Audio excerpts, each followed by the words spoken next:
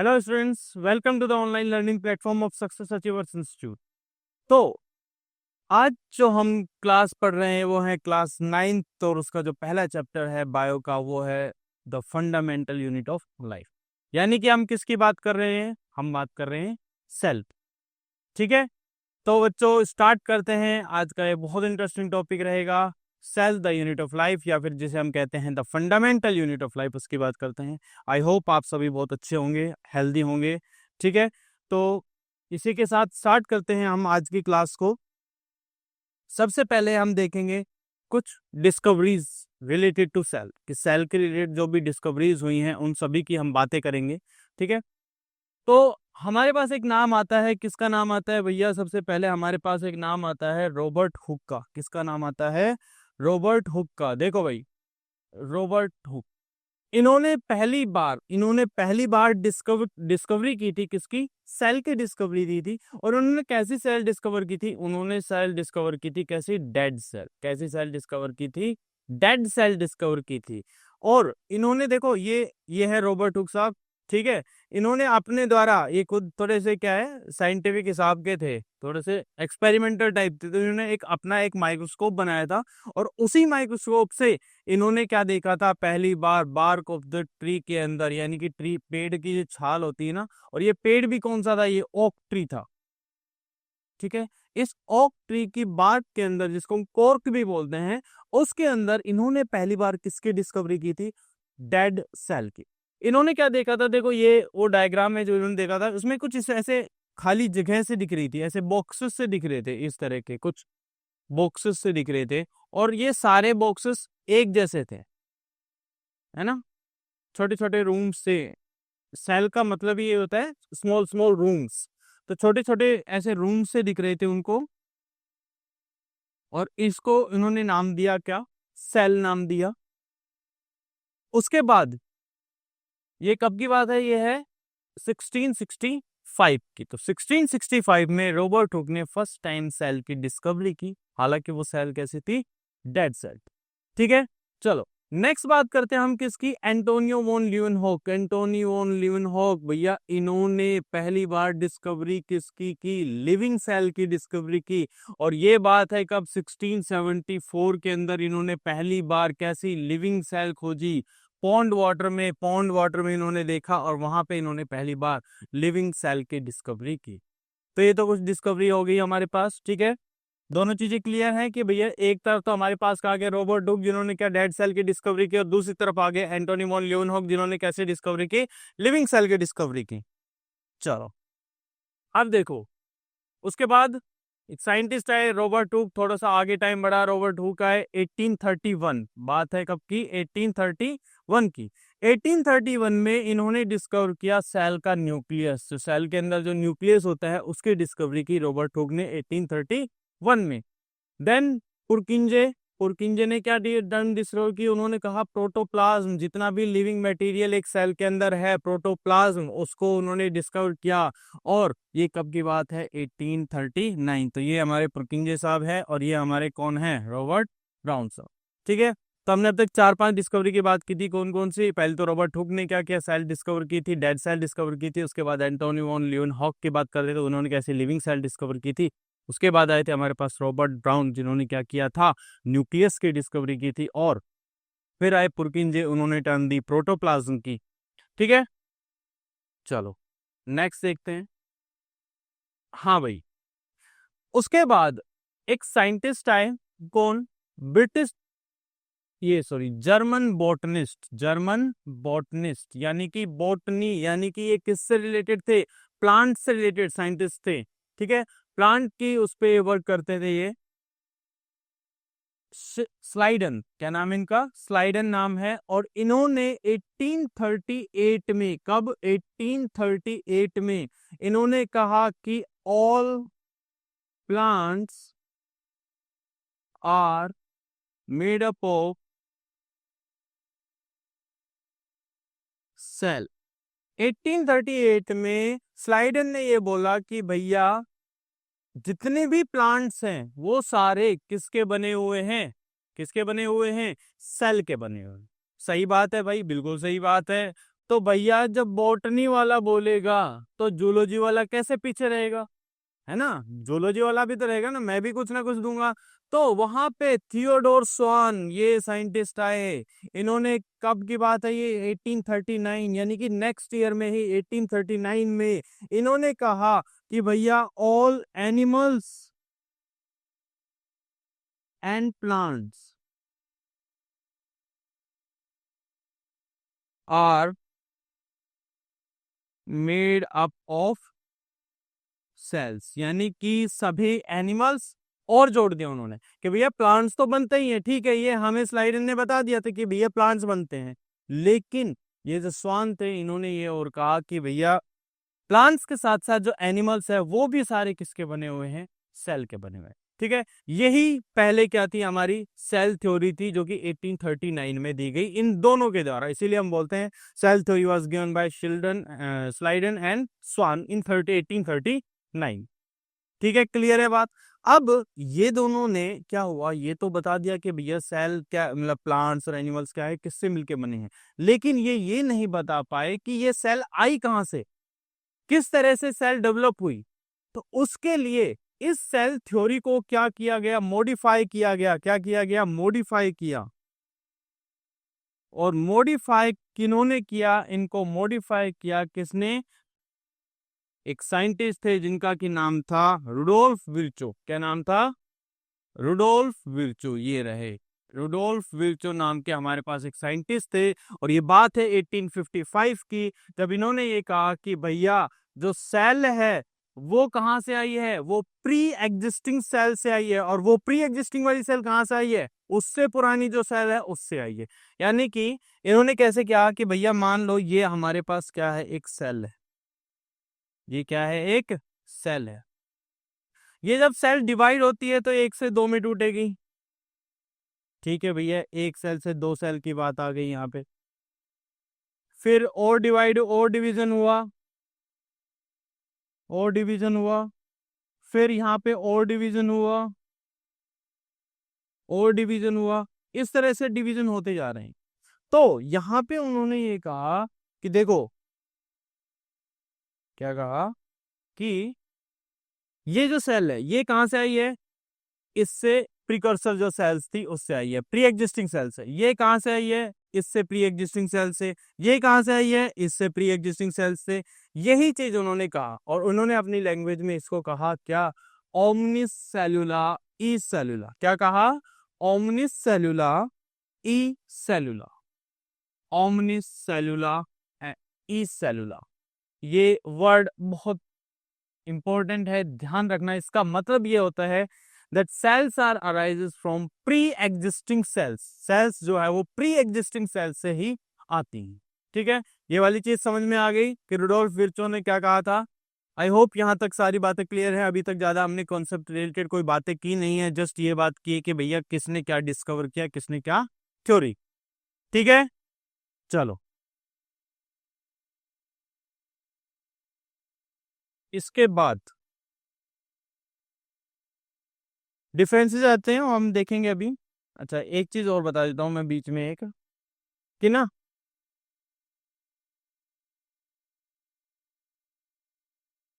1940 में, कब, 1940 में एक बहुत ही रिवोल्यूशनरी डिस्कवरी हुई, वो हुई इलेक्ट्रॉन माइक्रोस्कोप की। किसकी, इलेक्ट्रॉन माइक्रोस्कोप। और यहां से हमारा जो माइक्रोस्कोपिक चीजें थी, जैसे सेल्स थी, सेल के अंदर के सेल ऑर्गेनल्स थे, उन सभी को पढ़ने का, उन सभी के बारे में जानने का पूरा नजरिया ही बदल गया। तो ये जो 1940 में जो इलेक्ट्रॉन माइक्रोस्कोप की डिस्कवरी हुई, ये बहुत इंपॉर्टेंट चीज है। यहां से आगे फिर बहुत ज्यादा, मतलब बेनिफिट मिले, बेनिफिट बहुत ज्यादा रहे इसके। हम सेल के एक एक सेल ऑर्गेनल्स किस तरह से बने हैं, कितने मेम्ब्रेन है, क्या उनके अंदर है, हर एक चीज को हम देख पाए किसकी मदद से, इलेक्ट्रॉन माइक्रोस्कोप की मदद से, ठीक है। तो ये वाली चीज अपन को याद रखनी कि भैया कब हुई थी डिस्कवरी, 1940 में, ठीक है। चलो भाई, अब हम बात करते हैं कि सेल के टाइप के, कि सेल के टाइप, और वो भी हम किस बेसिस पे करते हैं, वो हम करते हैं उनके न्यूक्लियस के स्ट्रक्चर के। मेनली हम जब न्यूक्लियस के स्ट्रक्चर की बात करते हैं तब हम बात करते हैं। तो अब हमारे पास आ जाती हैं दो तरह की सेल्स, एक आती है हमारे पास प्रोकैरियोटिक सेल और एक आती है हमारे पास eukaryotic cell. Prokaryotic cell and eukaryotic cell. अब देखो, नाम तोड़ते हैं हम लोग बायो में। मैं हमेशा बोलता हूं कि भैया जहां कोई चीज अटक जाओ वहां पे क्या कर लो, कोई बड़ा वर्ड मिल जाए बायो में उसके टुकड़े कर लो। तो यहाँ पे देखो ये वर्ड है प्रो। प्रो मीन्स वो नहीं जो गेमिंग में भैया पबजी में प्रो प्लेयर है, नहीं नहीं, उस प्रो की बात नहीं कर रहे। प्रो मतलब है यहाँ पे प्रिमिटिव। क्या मतलब है यहाँ पे? प्रिमिटिव, यानी पुराने टाइप की। और कैरियो, ये वर्ड आया है कैरियोन, कहां से आया है? कैरियोन। और कैरियोन का मतलब होता है न्यूक्लियस। क्या मतलब होता है? न्यूक्लियस। सेकंड, कैरियोन का मतलब होता है न्यूक्लियस।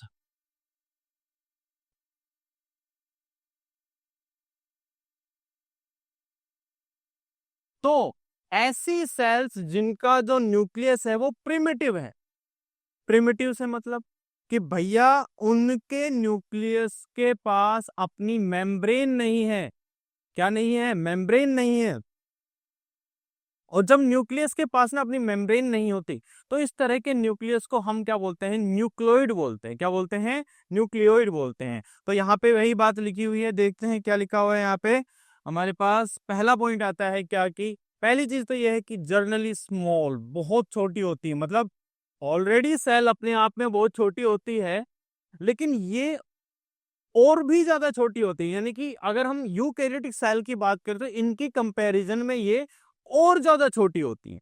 ठीक है, तो ये पहला पॉइंट क्या है? ये बहुत ही छोटी होती है, 1 to 10 माइक्रोमीटर की होती है।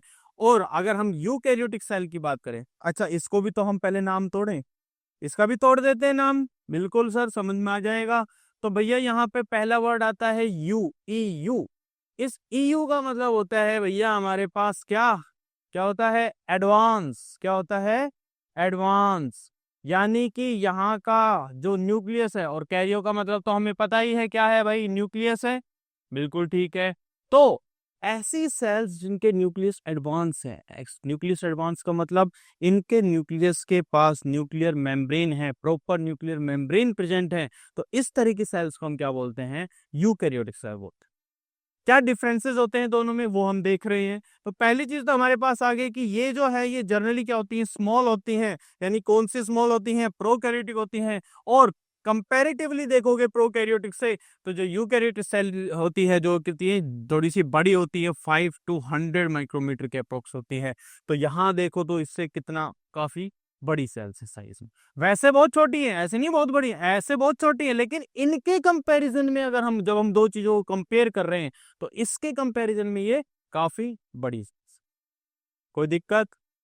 पक्का? चलो नेक्स्ट हम बात करते हैं क्या कि न्यूक्लियस इज एब्सेंट। ऐसा में क्यों लिखा है मैंने? क्योंकि देखो यहाँ पे न्यूक्लियस जो होता है ना, उसको अलग नाम से जानते हैं, क्योंकि उसके पास क्या न्यूक्लियर मेम्ब्रेन नहीं है। और जब न्यूक्लियर मेम्ब्रेन नहीं है तो वो सेल के साइटोप्लाज्म में ही फ्यूज्ड है। तो उस केस में उसको बोला जाता है न्यूक्लियोइड। क्या बोलते हैं हम? न्यूक्लियोइड बोलते हैं। क्या बोलते हैं? न्यूक्लियोइड बोलते हैं। और ये न्यूक्लियोइड प्रेजेंट होता है, न्यूक्लियस नहीं होता। यानी कि which is not surrounded by the nuclear membrane, यानी ऐसे स्ट्रक्चर जो न्यूक्लियर मेम्ब्रेन से सराउंडेड नहीं है, इसको हम क्या बोल रहे हैं? न्यूक्लियोइड बोल रहे हैं। ठीक है, समझ में आ गया? चलो अब हम देखते हैं इधर की बात। हमारे पास, क्योंकि हमने यहाँ बात की कि भैया एडवांस न्यूक्लियस, एडवांस है तो मतलब क्या होगा भैया? न्यूक्लियस प्रेजेंट होगा, और वो भी सराउंडेड होगा किसके बाद? थ्रू न्यूक्लियर मेम्ब्रेन के थ्रू। यानी कि यहाँ पे न्यूक्लियर मेम्ब्रेन क्या है? प्रेजेंट। ठीक है, न्यूक्लियर सराउंडेड और न्यूक्लियर मेम्ब्रेन क्या है? प्रेजेंट। ठीक है, चलो नेक्स्ट बात करते हैं प्रिमिटिव न्यूक्लियस की। जब हम बात करते हैं, प्रोकैरियोटिक सेल्स की बात करते हैं, तो इनमें सिंगल क्रोमोसोम पाए जाते हैं, एक क्रोमोसोम। यानी कि छोटा सा पूरा उनका जेनेटिक मटेरियल होता है, तो एक ही क्रोमोसोम पाया जाता है। और यहाँ पे क्या होता है? More than one chromosome. जैसे कि एग्जाम्पल भाई हम लोग ह्यूमंस, हमारे अंदर कितने क्रोमोसोम हैं? 23 पेयर ऑफ क्रोमोसोम है, यानी कि 46 नंबर ऑफ क्रोमोसोम है हमारे अंदर, है कि नहीं है? तो यहाँ पे कितने हैं? यहाँ पे सिंगल क्रोमोसोम है, और यहाँ पे कितने? More than one. हमारे जितने भी सेल्स है वो कैसी हैं? सारी यूकैरियोटिक सेल्स है। बिल्कुल सही बात है सर। चलो भाई, अब यहाँ पे मेम्ब्रेन बाउंड सेल ऑर्गेनेलीज भी एब्सेंट होती हैं। देखो, अब प्रिमिटिव चीज है ना, ऐसे समझो कि एक आजकल के स्कूल कंपेयर करते हैं, आजकल के न्यू एडवांस स्कूल्स और एक पुराने टाइम में, मानो आपने जैसे पहले गुरुकुल्स होते तो वहां पे क्या है, एक पेड़ के नीचे एक क्लास लग रही, दूसरे पेड़ के नीचे दूसरी क्लास लग रही है, बीच में कोई बाउंड्रीज नहीं है। तो यहाँ की क्लास वहां की क्लास सब आपस में एक एरिया में पूरी मिक्स है, बाउंड्रीज नहीं है कोई। ऐसे ही और नई जो स्कूल्स है, अब यहाँ पे क्या है, हर एक क्लास का अपना एक सेपरेट रूम है, अलग अलग बाउंड्रीज बनी हुई है। सेम चीज यहाँ पे भी है। यहाँ पे जितने भी सेल ऑर्गेनल्स होते हैं वो सारे मेम्ब्रेन बाउंड सेल ऑर्गेनल्स की बात कर रहा हूँ, यानी मेम्ब्रेन बाउंड सेल ऑर्गेनल्स यहाँ पे क्या होते हैं, एब्सेंट होते हैं। जैसे कि for example mitochondria, plastids, endoplasmic reticulum, ये सारे जितने भी सेल ऑर्गेनल्स है यहाँ पे क्या होते हैं, सारे एब्सेंट होते हैं। ठीक है, क्लियर है ये बात। यहाँ पे बात करें तो यहाँ पे क्या है भैया, मेम्ब्रेन बाउंड सेल ऑर्गेनल्स क्या है, प्रेजेंट हैं। जैसे कि हम बात कर रहे थे, माइटोकॉन्ड्रिया है, एंडोप्लाज्मिक रेटिकुलम है, गोल्जी बॉडीज है, लाइसोसोम्स है, ये सब वो सेल ऑर्गेनल्स हैं जो कि प्रॉपरली मेम्ब्रेन बाउंड होते हैं, और ये सारे यहाँ पे क्या है, एब्सेंट है। इनको हम बकायदा इस चैप्टर में एक एक सेल ऑर्गेनल को डिटेल में पढ़ेंगे, उसकी स्ट्रक्चर कैसी है, उसके फंक्शन क्या है, किस तरह से वो काम करता है, क्या काम करता है, ये सारी चीजें हम इस डिटेल में जब पढ़ रहे होंगे इस चैप्टर के। अच्छा, तीसरी नेक्स्ट बात करते हैं, तो इनके अंदर जो डीएनए होता है वो कैसा होता है, सर्कुलर डीएनए। यानी इनका डीएनए कैसा होता है, सर्कुलर डीएनए होता है, यानी कि ना ऐसे लूप में है डीएनए। ऐसे अगर मैं बनाना चाहूं तो ऐसा डीएनए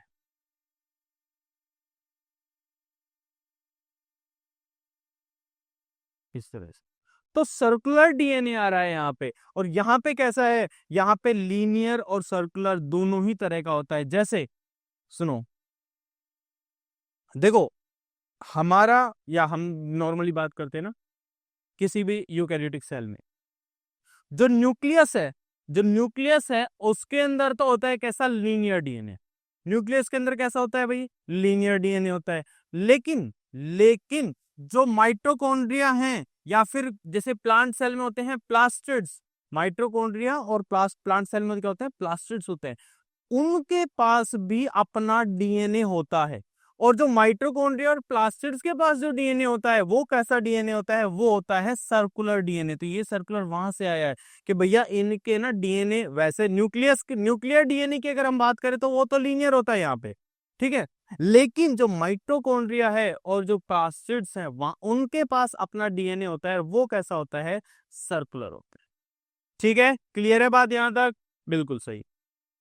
अच्छा, राइबोसोम की बात करें तो जो लार्ज यूनिट है राइबोसोम की, वो यहाँ पे क्या होती है, 70s होती है। कैसे होती है, 70s होती है। अब ये राइबोसोम के बारे में डिटेल से आप बड़ी क्लासेस में पढ़ते हैं कि कैसे लार्ज यूनिट, छोटी यूनिट, स्मॉल यूनिट, सब यूनिट क्या होती हैं, 30s, 80s, 50s, वो सारी बातें हम डिटेल में आगे जाके पढ़ते हैं। एस क्या होता है, कौन कैसे इसको हम डेंसिटी कोफिशिएंट, इनके वेट के हिसाब से, वो सारी चीजें हम आगे बात करते हैं एस के बारे में।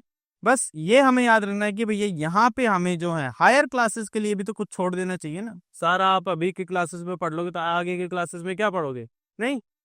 चलो, तो 70s राइबोसोम हमारे पास यहाँ पे प्रेजेंट है, और जो यूकैरियोटिक सेल है उनके अंदर 70s भी है और 80s, दोनों तरह के राइबोसोम प्रेजेंट होते हैं। तो ये कुछ मेन डिफरेंसेस हो गए हमारे किसके, प्रोकैरियोटिक सेल के, और किसके हो गए, यूकैरियोटिक सेल। आई होप यहाँ तक सारी बातें क्लियर हो रही होंगी कि कौन सी प्रोकैरियोटिक सेल है, कौन सी यूकैरियोटिक सेल है, और इन दोनों में क्या क्या हमारे पास डिफरेंसेस निकल के आते हैं। ठीक है, चलो अब देखो भाई, अब हम बात करते हैं यूकैरियोटिक सेल भी हमारी दो तरह की हो जाती हैं। एक एनिमल में प्रेजेंट है और एक किस में प्रेजेंट है, प्लांट में प्रेजेंट है। सही बात है, जो प्लांट में प्रेजेंट है वो प्लांट सेल है, जो एनिमल में प्रेजेंट है वो एनिमल सेल है। ठीक है, चलो अब हम देखते हैं इनमें डिफरेंसेस। तो यूकैरियोट्स में भी जो प्लांट सेल है, इनका साइज क्या होता है, बड़ा होता है as compared to animal cell. Animal cell size में थोड़ी सी छोटी होती है ना। शॉकिंग चीज कि भैया प्लांट सेल के अंदर तो जो सेल है वो कैसी है, बड़ी है, मतलब सॉरी प्लांट्स के अंदर जो सेल है वो तो कैसी है, बड़ी है, और एनिमल्स के अंदर जो सेल है वो कैसी है, छोटी आ रही है हमारे पास। ठीक है, animal cell are enclosed by plasma membrane, the cell membrane, sorry यहाँ पे गलत लिखा हुआ है, एक मिस्टेक है यहाँ पे, इसको यहाँ पे सही कर देते हैं अपन, कोई बात नहीं, हो जाती है टाइपराइटर के हमारे, मिस्टेक आ गई यहाँ पे। ये क्या है, सेल वॉल, क्या है यहाँ पे, सेल वॉल, यही है ना भाई, कि भैया प्लांट सेल के अंदर, एनिमल सेल में जो आउटर मोस्ट बाउंड्री है वो क्या है, प्लाज्मा मेम्ब्रेन है, या हम उसको क्या बोलते हैं, सेल मेम्ब्रेन भी बोलते हैं। उनमें सेल वॉल एब्सेंट होती है, क्या एब्सेंट होती है, सेल वॉल, और सेल वॉल किसमें प्रेजेंट होती है, प्लांट सेल में प्रेजेंट होती है ना, सेल वॉल प्लांट सेल में प्रेजेंट है और एनिमल सेल में क्या है, एब्सेंट है। ठीक है, चलो और यहाँ पे देखो, in addition to plasma membrane plant cell is surrounded by a rigid layer, यहाँ पे फिर से mistake, by a rigid cell wall of cellulose, यानी कि प्लांट्स के अंदर क्या है, सेल वॉल प्रेजेंट है, प्लाज्मा मेम्ब्रेन के बाहर की तरफ एक और आउटर कवरिंग प्रेजेंट है, जिसको हम क्या बोल रहे हैं, सेल वॉल बोल रहे हैं। और ये सेल वॉल किसकी बनी है, सेल्यूलोज की बनी है, और ये हार्ड होती है, रिजिड होती है, यानी कि ये शेप को मेंटेन रखती है ना, तो शेप मेंटेन रखती है, मैकेनिकल सपोर्ट देती है, सेल्यूलोज की सेल वॉल मजबूती है ना, पावर मजबूती प्रोवाइड कराती है सेलुलोज। और हम बात करें, in animal cell vacuoles are small, many and temporary. देखो एनिमल सेल्स के अंदर ना वैक्यूल्स होते हैं ना, बहुत छोटे छोटे होते हैं, बहुत छोटे छोटे होते हैं, छोटे छोटे टुकड़ों में होते हैं, और कुछ टेम्परेरी भी होते हैं। जैसे असल टेम्परेरी का मतलब जब तक उनका यूज है ना तब तक तो वो वैक्यूल है, ऐसे समझ में आएगा नहीं सर, हमें थोड़ा एग्जाम्पल से समझाओ। चलो भाई एग्जाम्पल से समझा देते हैं, बिल्कुल ठीक है। तो हमारे पास एक एनिमल की सेल हमने ले ली है, जो कि हमने ली है क्या, अमीबा। अमीबा हमारी क्या है, एक एनिमल सेल है सर, बिल्कुल सेल है। ठीक है, जब भी भाई कोई इसके पास फूड पार्टिकल आता है, मान लो ये क्या आया, फूड पार्टिकल आया, अभी इस अमीबा के अंदर हमको कोई स्पेसिफिक वैक्यूल दिख नहीं रहे। ठीक है, अब क्या हुआ, मान लो इसके पास कोई फूड पार्टिकल आया, तो ये अमीबा क्या करेगा, ये अमीबा अपनी सेल मेम्ब्रेन में थोड़ी चेंजेस लाएगा और ऐसे स्यूडोपोडिया बनाएगा, और इन ये फोल्डिंग्स, ये क्या है, स्यूडोपोडिया, इन फोल्डिंग्स को क्या बोलते हैं, स्यूडोपोडिया बोलते हैं। ये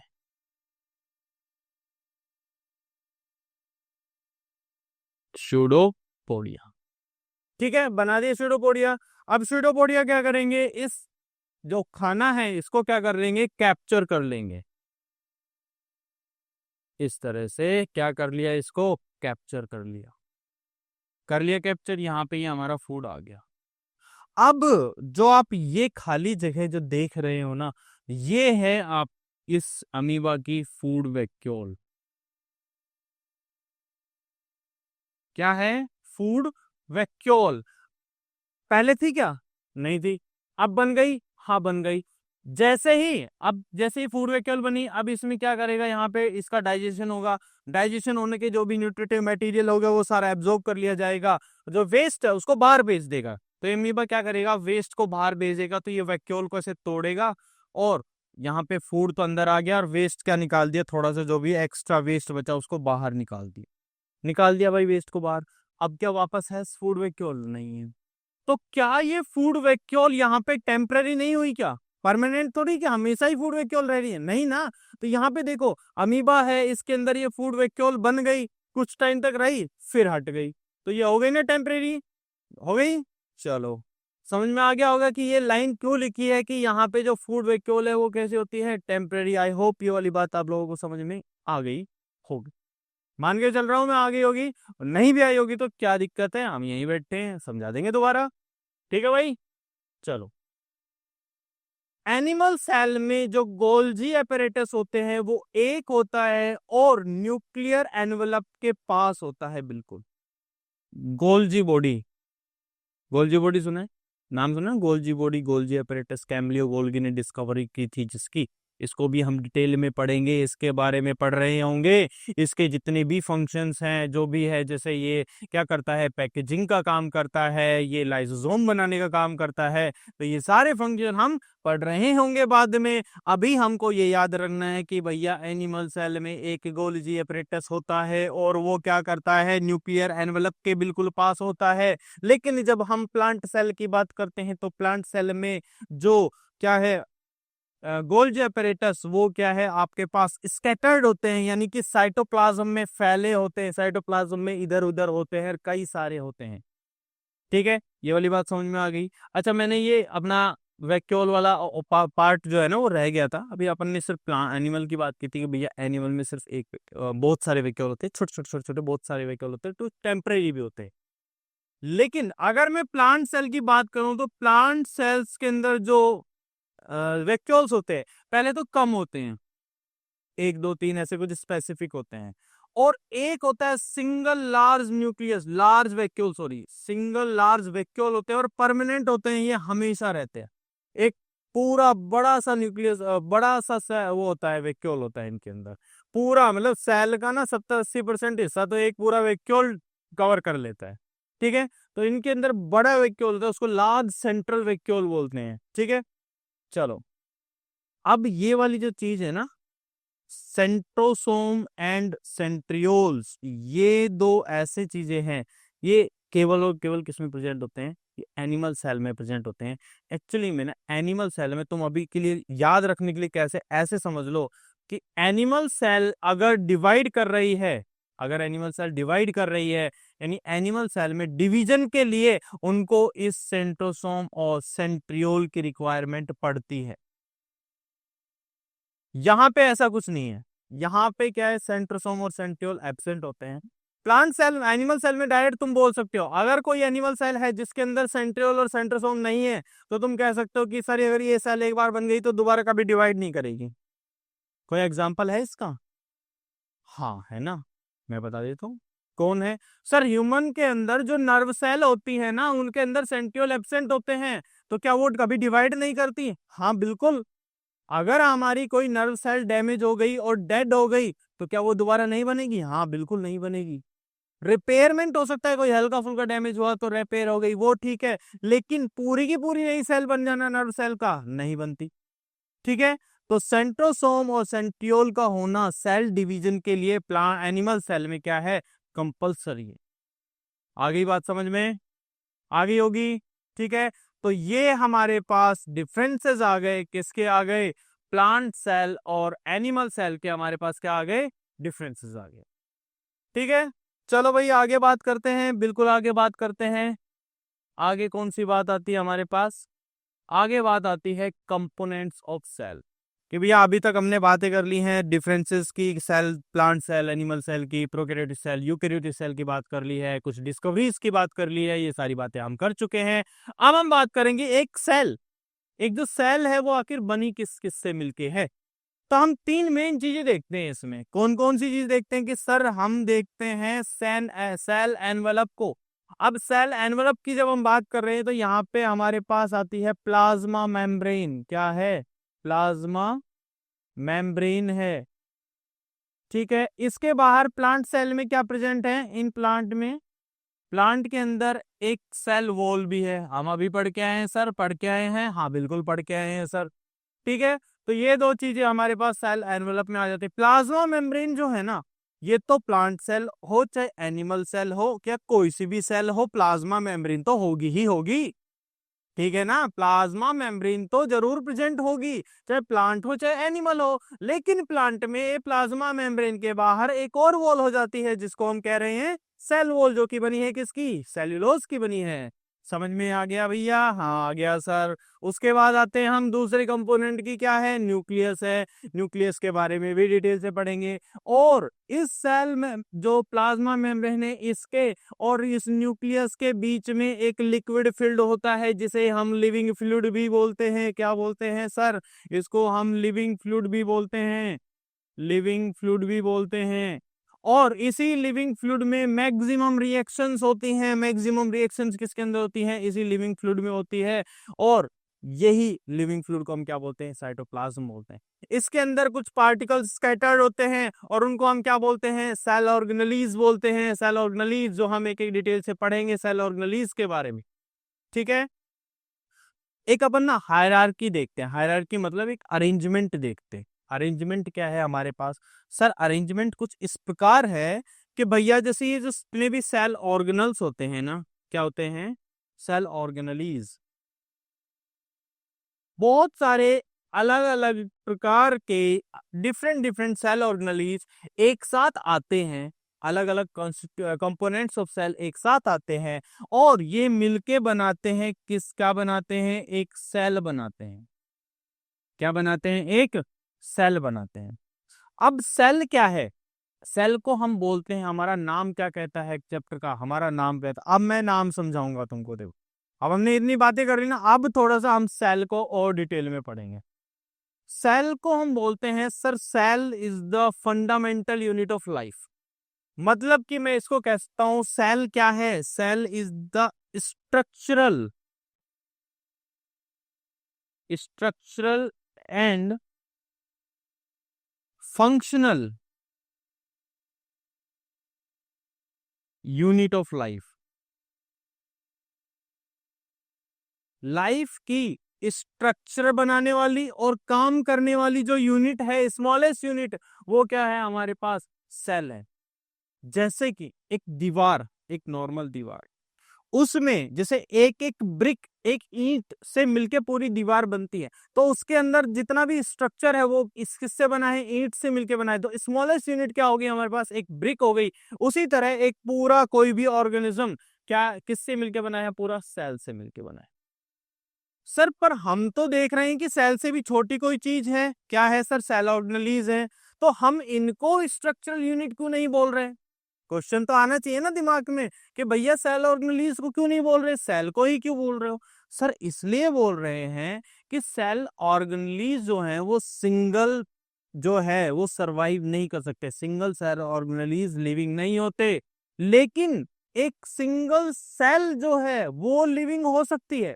जैसे कि हमने अभी बात की अमीबा, एक अमीबा एक यूनिसेलुलर ऑर्गेनिज्म है। कैसा ऑर्गेनिज्म है, यूनिसेलुलर ऑर्गेनिज्म। अब यूनिसेलुलर ऑर्गेनिज्म है, इट मींस उस ऑर्गेनिज्म वो सभी फंक्शन परफॉर्म करता है जो एक मल्टीसेलुलर ऑर्गेनिज्म परफॉर्म कर रहे हैं। यानी कि जितने फंक्शन मेरी बॉडी परफॉर्म कर रही है, कहीं ना कहीं मेनली उतने सारे फंक्शंस उस अमीबा में भी हो रहे होंगे।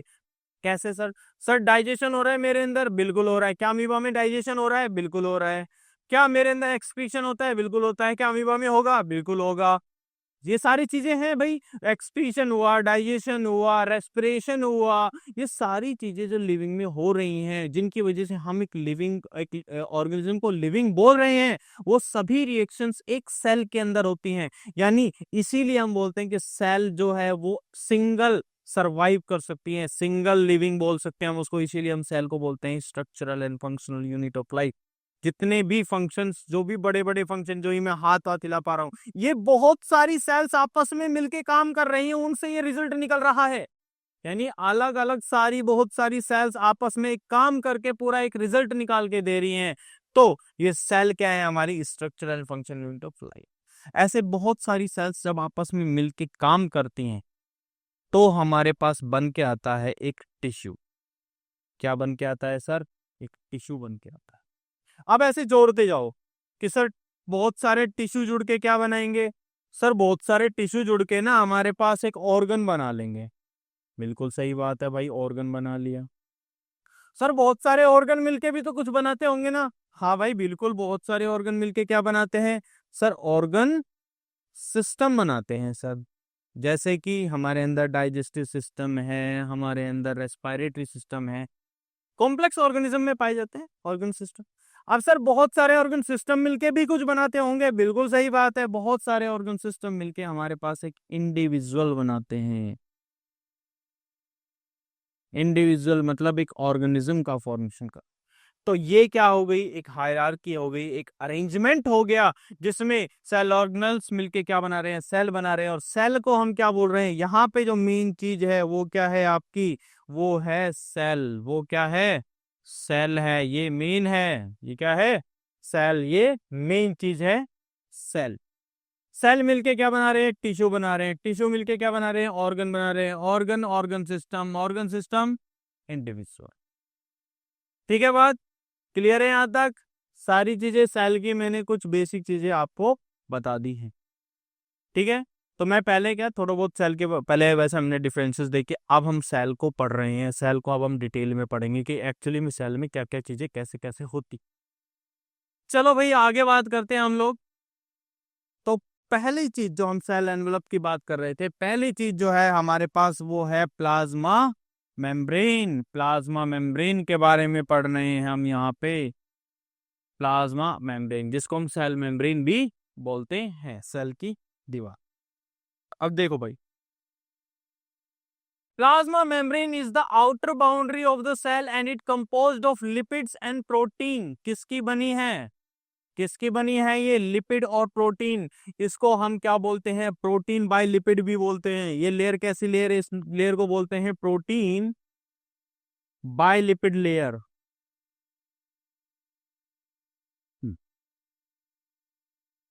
प्रोटीन बाय लिपिड लेयर भी बोलते हैं। ये वाला स्ट्रक्चर आप देख रहे हो, इसको समझाऊंगा अभी मैं, थोड़ा सा डिटेल में समझेंगे इसको तो अच्छे से। बोले इतना डिटेल में तो नहीं है क्योंकि 9th में आपका इतने डिटेल में है नहीं, ये आपकी 11th में जाके आता है थोड़ा सा ज्यादा डिटेल में। चलो, this selective barrier separate the internal environment of the cell from its external surrounding। यानी कि ये जो सेल मेम्ब्रेन है, ये सेल के इंटरनल इन्वायरमेंट को सेपरेट करती है फ्रॉम द आउटर इन्वायरमेंट। एक तरह से एक रूम, एक घर के अंदर एक रूम जो है, उसकी जो दीवारें हैं, उस रूम के अंदर के इन्वायरमेंट को उस रूम के बाहर के इन्वायरमेंट से क्या कर रही हैं? सेपरेट कर रही हैं, अलग कर रही हैं। ठीक है बात? बिल्कुल सही है बात। नेक्स्ट बात करते हैं, the plasma membrane is selectively permeable. ये क्या होती हैं? Selectively permeable, kind of semi permeable जिसको हम बोल सकते हैं। यानी कि ये अलाउ करती हैं कुछ चीजों की एंट्री को, एग्जिट कर, मतलब कुछ मटेरियल्स को अलाउ करती हैं कि वो सेल के अंदर भी आ सकते हैं और वो सेल के बाहर भी जा सकते हैं। वो डिपेंड करेगा सेल की नीड के ऊपर। सेल को किस चीज की नीड है, उस हिसाब से चीजें अंदर और बाहर सेल से क्या होती रहेंगी? जाती रहेंगी। बिल्कुल सही है सर, समझ में आ गया। चलो भाई, उसके बाद बात करते हैं कि जो मूवमेंट है सब्सटेंस, सब्सटेंस का जो मूवमेंट है किसी प्लाज्मा मेम्ब्रेन के अक्रॉस, जो मूवमेंट है वो मेनली किस किस तरीके से हो सकता है? तो उसके लिए कुछ चीजें हैं, जैसे कि हमारे पास आता है एक डिफ्यूजन, एक चीज आ जाती है हमारे पास डिफ्यूजन, फिर आता है ऑस्मोसिस, फिर आता है एक्टिव ट्रांसपोर्ट, फिर आता है एंडोसाइटोसिस, एक आता है एक्सोसाइटोसिस। बहुत सारी चीजें हैं सर। बिल्कुल सही है सर, कोई बात नहीं, नाम से घबराना नहीं है अपन को। अपन क्या करेंगे? एक एक को पढ़ लेंगे सेपरेटली। पढ़ लेंगे सेपरेटली, कोई दिक्कत होगी? नहीं होगी, समझ में आ जाएगा। चलो कोई बात नहीं। यही चीज है कि these process govern the exchange of nutrients, waste product etcetera. जी, इन सब चीजों की मदद से ही जो ये है ना, diffusion, osmosis, active transport and endocytosis, exocytosis, इन सब चीजों की मदद से ही सेल के अंदर कुछ चीजें आती हैं और सेल से बाहर भी कुछ चीजें जाती हैं। ठीक है, तो जितनी भी चीजें सेल के अंदर बाहर हो रही हैं वो इन्हीं प्रोसेस की मदद से हो रही है। ठीक है, समझ में आ गया यहाँ तक का पॉइंट? बिल्कुल सही है। चलो, आज के लिए अपन इतना ही रखते हैं। आज अपन इतना ही रखते हैं। एक बार रिवाइज कर लेते हैं अपन ने आज क्या क्या पढ़ा है, दोबारा से थोड़ा सा रिवीजन सा कर लेते हैं। सबसे पहले हमने बात की थी सर, क्या बात की थी? सबसे पहले हमने बात की थी सर डिस्कवरीज की। तो हमने देखा था कि भैया रॉबर्ट हुक ने डिस्कवर किया था सेल को, किस कब डिस्कवर किया था? 1665 में डिस्कवर किया था। उसके बाद में उसके बाद में उन्होंने उन्होंने कैसे सेल डिस्कवर की थी? डेड सेल डिस्कवर की थी। कहाँ पे? बार्क ऑफ द ट्री में डिस्कवर की थी। बिल्कुल सही है बात। फिर आयल एंटोन वॉन लीवनहॉक, जिन्होंने कैसे डिस्कवर की? फर्स्ट लिविंग सेल डिस्कवरी की। कब की? 1674 के अंदर की। बिल्कुल ठीक है। उसके बाद हमारे पास रॉबर्ट ब्राउन आए, जिन्होंने न्यूक्लियस की डिस्कवरी की 1831 में। और पुरकिंजे आए, उन्होंने क्या किया? प्रोटोप्लाज्म को डिस्कवर किया 1839 में। उसके बाद हमारे पास सेल थ्योरी दी गई, जिसमें शील्ड स्लाइडन और स्वान आए। स्लाइडन ने कहा कि सारे प्लांट्स सेल के बने हैं, तो भैया हमारे बोटनी से जूलॉजिस्ट वाले थे, वो कहाँ पीछे रहने वाले थे, उन्होंने कहा कि प्लांट ही प्लांट क्या है, एनिमल भी सेल के बने हैं। बिल्कुल सही बात है, दोनों चीजें कह गई। उसके बाद उन्होंने ये तो कह दिया ये इससे बने हैं, ये इससे बने हैं, लेकिन ये नहीं बताया सेल किससे बनी है या सेल कहाँ से आई है। तो उसके बाद रुडोल्फ विर्चो आए 1855 में। रुडोल्फ विर्चो ने क्या कहा कि भैया मैं बताता हूँ, देखो मैं भी अपनी दिमाग लगाता हूँ, मैं बताता हूँ सेल कहाँ से आई है। Sir cell pre existing cell से आई है, यानी कि पहले से जो सेल चलती आ रही है वहीं से ही आ रही है।